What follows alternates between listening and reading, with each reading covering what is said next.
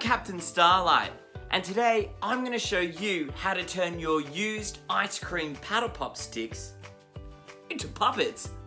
It's super duper easy and really fun.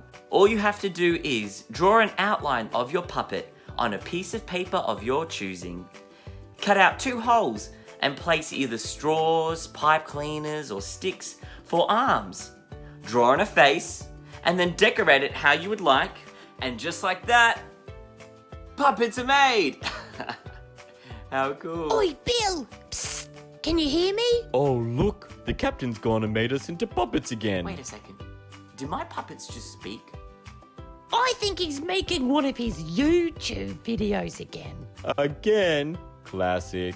I bet he's gonna make us act out a story. Looks like I'm the queen.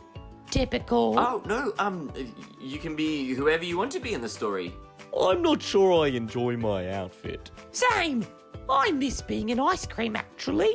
Same. Wanna change back? Yeah, let's do it. Whoa! What? Ice cream? Oh, that was a mistake. Yum. No. No!